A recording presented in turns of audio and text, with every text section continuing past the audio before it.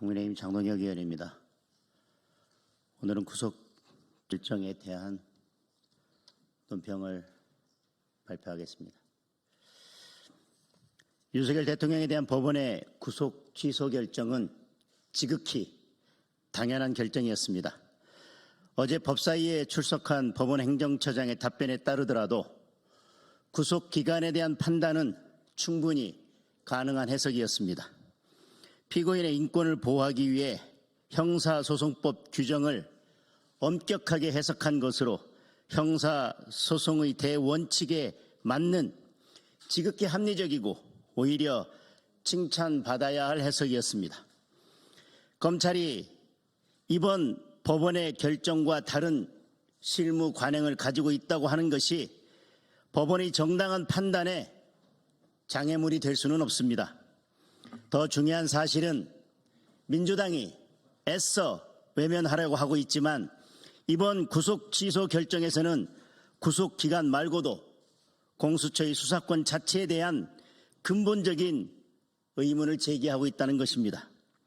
수사권에 문제가 있다면 대통령을 석방하지 않고 시간을 끌면 끌수록 불법 구금 기간이 길어지기 때문에 석방된 상태에서 형사재판을 진행하는 것이 맞다는 판단까지 포함되어 있는 것입니다.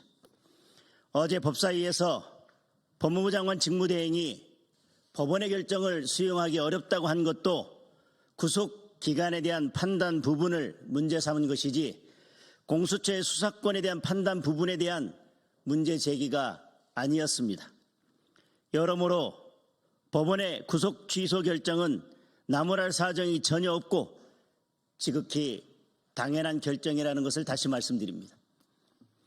특히 검찰이 구속 취소에 대해 즉시 항고는 하지 않는 것은 다시 말씀드리겠습니다.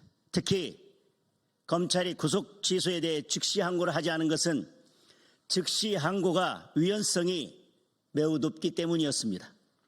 그래서 즉시 항고를 포기한다고 명확한 입장을 밝히고 그에 따라 대통령을 석방한 것이었습니다. 그리고 즉시 항고가 위헌성이 매우 높다는 점에 대해서는 법원 행정처장도 공감한다는 의견을 명확히 밝혔습니다. 그럼에도 불구하고 법원 행정처장이 어제 민주당 의원들의 압박에 못 이겨 구속 취소 결정에 대하여 상급심의 판단이 필요하다고 답변한 것은 매우 실망스럽고 유감스럽습니다. 이는 검찰로 하여금 위헌적인 즉시 항고를 종용하는 것이나 마찬가지입니다.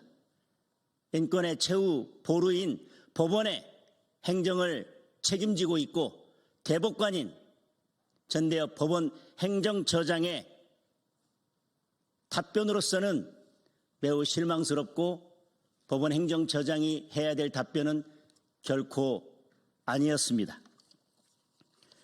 즉시 항고의 위헌성은 피고인을 석방하고 즉시 항고를 제기하느냐 아니면 석방하지 않고 제기하느냐에 따라서 그 결론이 달라지지 않습니다.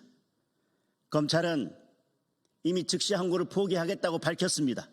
그리고 이를 전제로 대통령을 석방했습니다. 민주당의 겁박에 떠밀려 그 입장을 번복하고 즉시 항고를 제기한다면 피고인의 절차적 안정성을 심하게 훼손하는 것일 뿐만 아니라 역사적으로 부끄러운 오명을 안게 될 것입니다. 이상입니다.